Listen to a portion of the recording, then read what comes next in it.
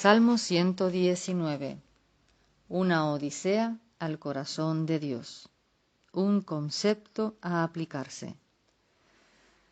No dejemos atrás el camino de los estatutos de Dios sin meditar un poco más en lo que esto significa. Hay dos aspectos de esta oración que tienen mucho que ver con nuestras vidas.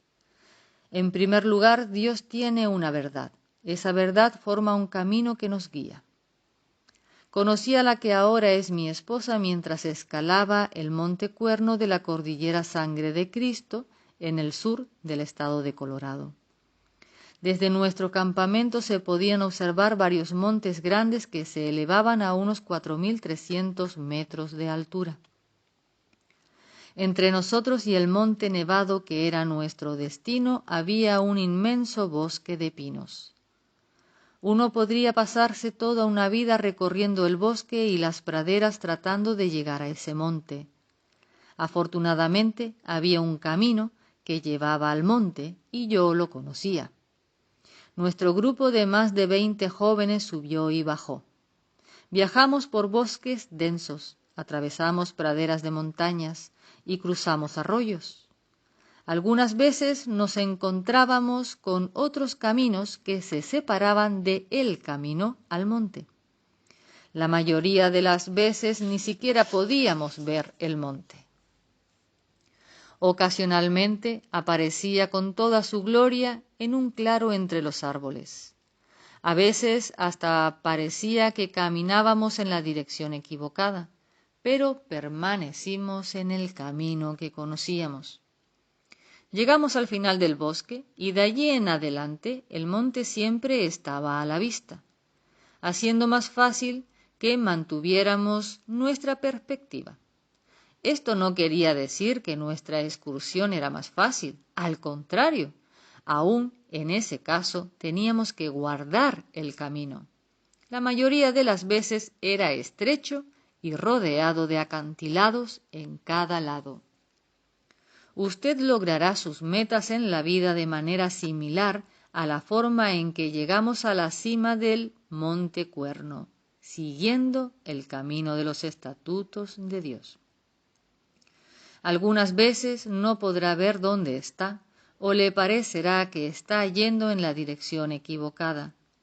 Finalmente llegará al punto en que su meta estará claramente a la vista. No todos los miembros de nuestro grupo llegaron a la cima del monte. Algunos se sentaron al llegar al límite del bosque y esperaron a que el grupo regresara. Podían ver la cima, pero nunca llegaron al final del camino. David había llegado al punto en su vida en el que no podía detenerse y no había vuelta atrás. Si Dios tan solo le mostrara el camino, él lo guardaría hasta el fin.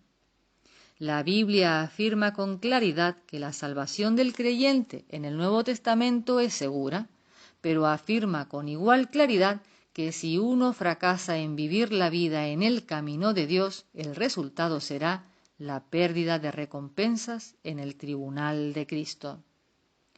¿Ha llegado al punto que llegó David? Algunos todavía andan perdidos vagando por el bosque, tal como los hijos de Israel vagaron por el desierto. Otros conocen el camino, pero no confían que Dios les dará la gracia para guardarlo hasta el fin. Están sentados junto al camino esperando mientras otros continúan avanzando. Otra idea en cuanto al camino, cuando uno lo ha descubierto y está confiado que lo seguirá, deberá guardar ese camino hasta el fin. En los deportes, cada deporte tiene su propio camino. Dejando a un lado los estilos individuales y las estrategias, existe un cierto conjunto de verdades en cada disciplina atlética que compone el camino de ese deporte. Hay un camino para el béisbol, un camino para el fútbol, etc. Los atletas profesionales se ejercitan continuamente con los fundamentos del camino del deporte particular que practican. Mientras redacto estas palabras en el mes de julio, puedo escuchar un informe noticioso sobre deportes. Los jugadores profesionales de fútbol están yendo al campo de entrenamiento. Están ejercitándose con los fundamentos del fútbol. Pero estos son individuos que conocen los fundamentos del fútbol. Practicarán sin cesar en medio del sol del verano hasta que la ejecución de los fundamentos del camino del fútbol se tornen en algo completamente natural para ellos. Cuando empiece la temporada, los movimientos fundamentales deberán fluir de forma natural e instintiva. Un paracortos profesional de béisbol estudia a cada jugador del equipo contrario.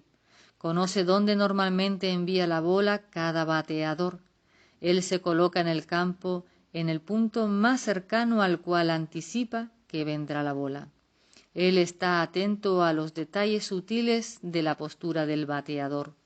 Observa la señal que envía el receptor al lanzador para saber el tipo de lanzamiento que vendrá a continuación. El tipo de lanzamiento influye sobre la manera en que se batea la pelota y la dirección que llevará la misma. Él ha estirado sus músculos fielmente antes de iniciarse el juego para contar con plena flexibilidad en su cuerpo.